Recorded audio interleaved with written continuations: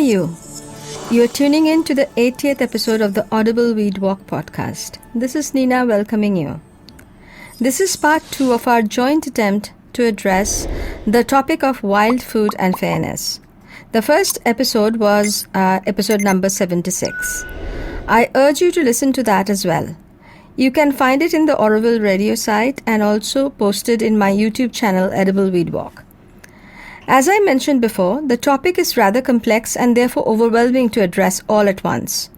But then, remaining in action is the best thing one can do when one is overwhelmed, right? So I had decided that together we will address a tiny bit of the topic whenever it comes to mind, and then take a pause to process, question, discuss, and return in a few weeks. That is, so this is week number 2, or rather our second attempt to chip into that topic. So, how do we do this? I will tell you my experience, which in some form or the other I'm sure you all have experienced as well. You know how if you're in a social media now, that the media matches your interest and keeps you pumping adverts that are likely to be of your interest? I get all kinds of organic food and food growing ads, including ads to purchase cow dung cakes online, or well presented wonderful initiatives making specialty food like sandalwood drink, or curious aromatic spices, pickles that I had never even heard of. So I'm sure that you all experienced similar, kind of alignment of advertisement.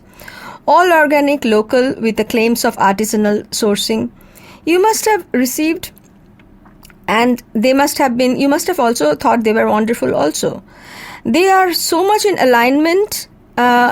The ones which I received, they are in so much in alignment with my views, values and taste that at some point it becomes unnecessary to focus on the details, and I go straight to the product because of course they are and they must be sustainably sourced, local, gender sensitive, livelihood generating, enabling and empowering women, involve tribal people, conserving the ecology while increasing income for the local who had very little means.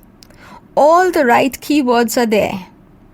So comfortably I feel that I skip, overlook, and do not even question. With such beautiful artistic presentation and the tales of greenness, I do not know about you, but I almost slip into a trance of all good and can only get better. Instead of speaking in theory, let me give you an example. There are many to pick from, right? Okay, recently I was skimming through a site that was new to me, who make sumptuous looking food like mango leathers or aam papar, tamarind candies, and many other goodies. They are all divine looking and beautiful looking, drinks as well. In flipping through the site, something caught my eyes. It read, and I am quoting the verbatim except giving you the name of the organization and the exact location.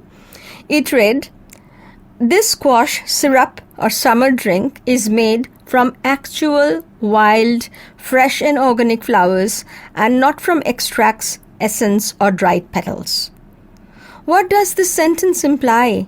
That if they were made from extract, essence or dried petals, as if that would have something undesirable? I think collecting and drying petals is very okay. Distills are often even traditionally made, and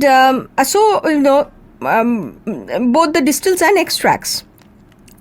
So I guess it meant that artificial essence and extracts are avoided. But how it reads it kind of has another connotation. Collecting already dried and not so perfect flower, right? So it has to be picked perfect. Let's move on. The flowers are not coming from any farms but are harvested from jungles between so and so forests in the Himalayan states by local at over 5,000 feet above the sea level. So, implying that if I am to collect them personally, it will be near impossible for me. And what a treat they are, like they are bottling this and making it available for me. Such a premium product. This to me looked the cake. Not just that they may be ambiguous about their sourcing from the forest, but they are making it a tagline. Implying what? The flowers collected from the forest are premium, as somehow those that are farmed or growing in the agroforestry are less desirable.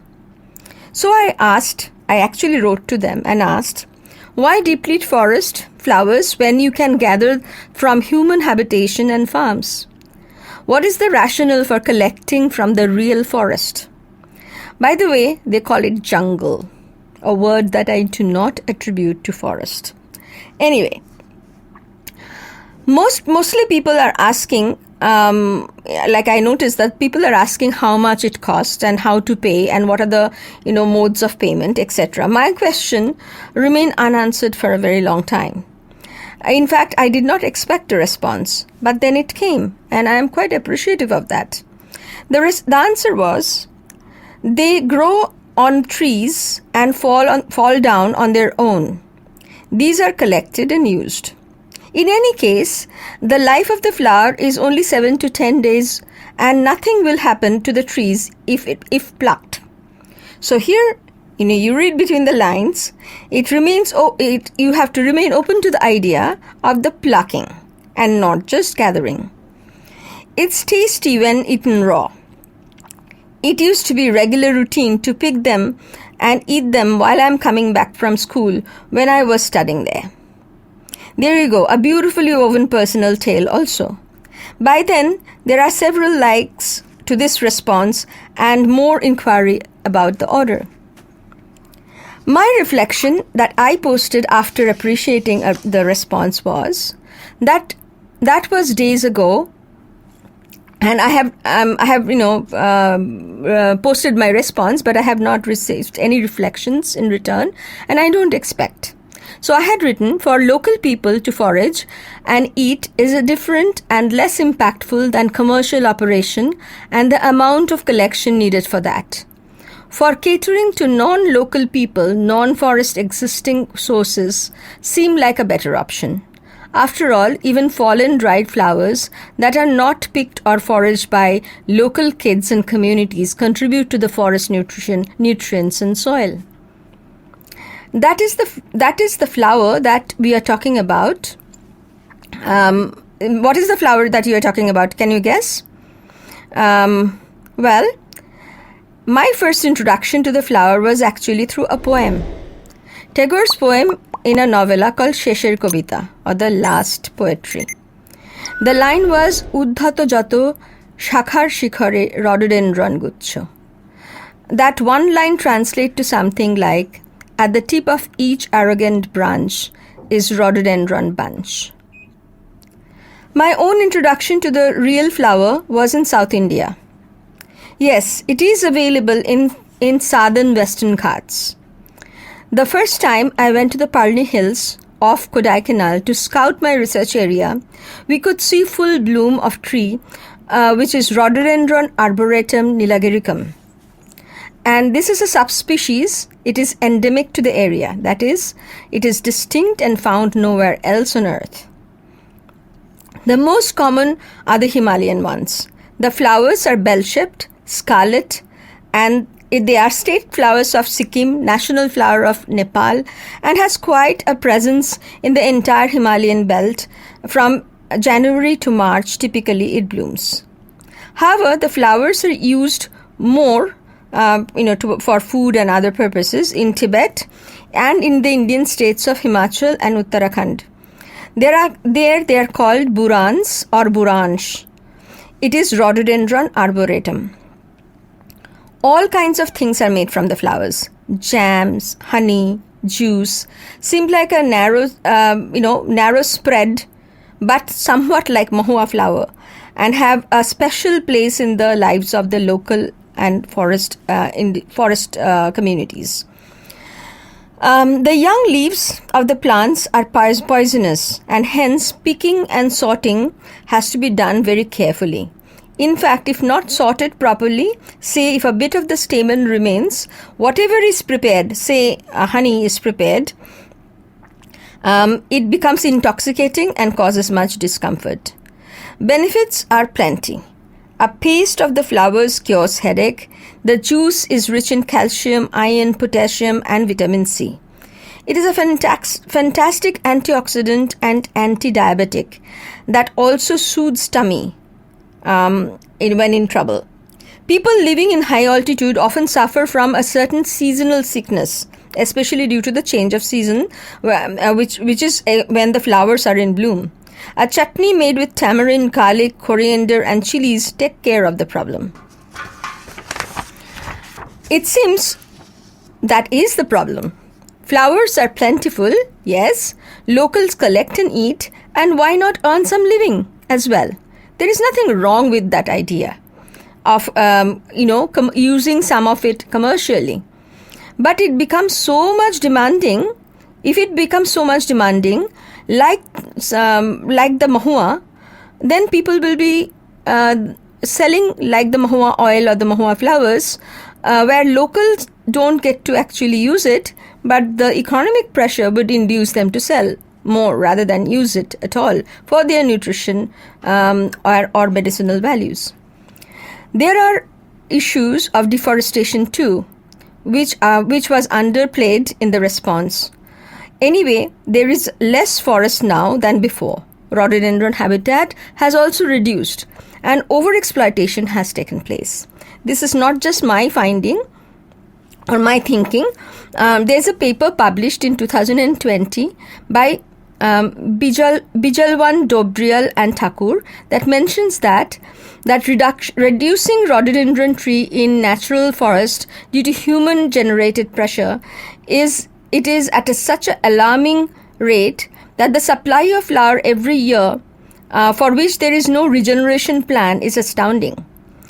They concluded that the forest communities need capacity building, specifically training for rhododendron conservation.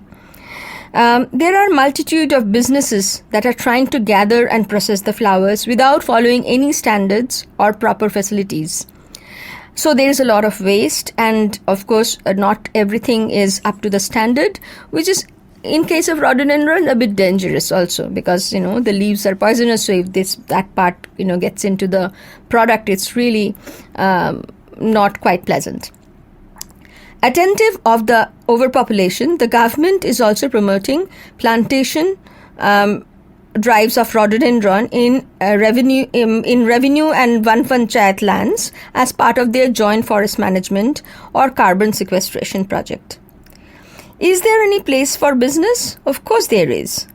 The type of initiative that drew me to this issue has immense potential, but they need to maintain standard and not pack in nice bottles. I mean, that's not the standard. The standard includes not overexploitation of forest, but to ensure that collection from forest first can be affordable and usable by the forest communities themselves. Those businesses will be enhanced that can provide clarity and transparency. This is not my word, but words of Dr. Monica Sharma, who says that in her book Radical Transformation Leadership, that businesses that will thrive in the future will be those that are radically transparent. Now let's think if the flowers are all getting sold, albeit not very well and efficiently, that will mean less access to local people. Whenever there is a less access to resources, who loses out first? The girl child and the women. we are, as consumer, whatever, some of us are interested in ecology, some of us are interested in social justice, some of us are interested in gender issues, wherever we stand, we as consumers must peel through the fluff of the advertisement and often put our demand of radical transparency. Here is our pause. Any question and thoughts and reflection, please write to me at edibleweedwalk@gmail.com. That is all for today. I'll see you next week. Stay well and stay safe.